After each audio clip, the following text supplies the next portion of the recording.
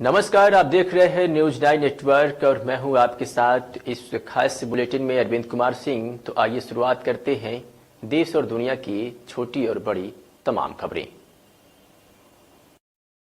देश भर में समान स्तर की शिक्षा व्यवस्था की मांग को लेकर पिछले 5 वर्षों से पैदल यात्रा करके जन जागरण अभियान में जुटे राधेश्याम ने जब प्रधानमंत्री नरेंद्र मोदी के निर्वाचन क्षेत्र वाराणसी के गांव जयापुर से पैदल यात्रा करने जा रहे हैं। उनका यह अभियान 10 दिसंबर से शुरू होकर दिल्ली में प्रधानमंत्री कार्यालय पर जाकर खत्म होगा। राधेश्याम की मांग है कि देश भर में एक समान परीक्षा व्यवस्था होनी चाहिए। जिस स्कूल में राष्ट्रपति, प्रधानमंत्री, IAS, PCS अधिकारी का बेटा पढ़ता है, उसी स्कूल में चपरासी, किसान और मजदूर का भी बेटा पढ़ना चाहिए। राधेश्याम के इस अभियान को विभिन्न दलों के कई राजनेताओं और नागरिकों का समर्थन मिल चुका है। वह जयपुर से प्रधानमंत्री कार्यालय की पदयात्रा पूरी करके देश भर में समान शिक्षा व्यवस्था लागू कराने की मांग को लेकर प्रधानमंत्री को ज्ञापन सौंपेंगे।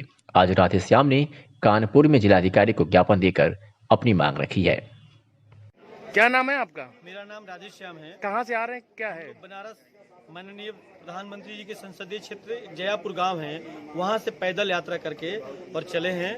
हम लोग जौनपुर, सुल्तानपुर, बीच में 2 तहसीलें पड़ी, लखनऊ, उन्नाव। आज हम लोग कानपुर नगर में हैं। आज कानपुर में किससे मिलने आए हैं? हम लोग DM साहब के माध्यम से प्रधानमंत्री जी को हर जिले में ज्ञापन दे रहे हैं। हम लोगों का मांग है कि इस देश में शिक्षा एक समान होना चाहिए। जिस तरह सांसद, विधायक, अधिकारी का बच्चा पढ़ता है, उसी तरह का पढ़ाई, उसी तरह की व्यवस्था जो वोट देता है उसके बच्चों को मिलना चाहिए। इस देश में जो प्राइमरी पाठशाला का संचालन करता है, जो प्राइमरी पाठशाला बनाता है, जिसमें वो पढ़ाता है, उस किसी का बच्चा उसमें नहीं पढ़ता है। उसमें सिर्फ ठेका वाला, खोमचा वाला, रेडी वाला, गरीब मजदूर का बच्चा जाता है। ये कौन सी परंपरा इस देश में बन गई है? अब फिर प्रोफेशनल पढ़ाई पढ़नी हो गई, MTech BTech करने की बात आएगी तो जो प्राइमरी में पढ़ता है वो इंटर के बाद वो प्राइवेट में पढ़ेगा, जो प्राइवेट में इंटर तक पढ़ता है वो सरकारी में जाएगा। ये कौन सी व्यवस्था? गरीबों को क्यों इस तरह की, कौन सी उसकी मैंने उसके साथ अन्याय वो किया है कि उसके साथ इस देश की हर सरकार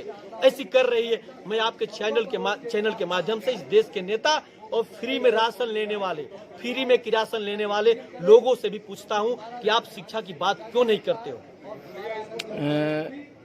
DM साहब से आपकी मुलाकात हो गई? DM साहब अभी नहीं आए हम लोगों से। अभी हम लोगों की भाषण चल रहा था और हम लोग DM साहब को ज्ञापन देंगे। हम लोग दिल्ली की तरफ जाएंगे और यहाँ के लोगों से हम लोग खासकर निवेदन किया है। हम कलेक्टरेट परिसर में हैं, खासकर यहाँ के हमारे वकील साहब लोग हैं, उनसे हम खासकर निवेदन कर रहे हैं कि आप लोग पढ़े लिखे लोग हैं, इस देश के कर्णधार हैं, आप लोग तहसील परिसर में बैठते हैं। इस अभियान को आप लोग अपने माध्यम से बैठे बैठे छेड़िए और कि शिक्षा व्यवस्था ठीक होना चाहिए कि नहीं होना चाहिए। जो भी नेता 22 के चुनाव में आ रहा है, जिसको चाहे उसी को वोट करिए, लेकिन आप उससे सवाल करिए कि हमको अपने बच्चों की तरह शिक्षा देने की बात करो।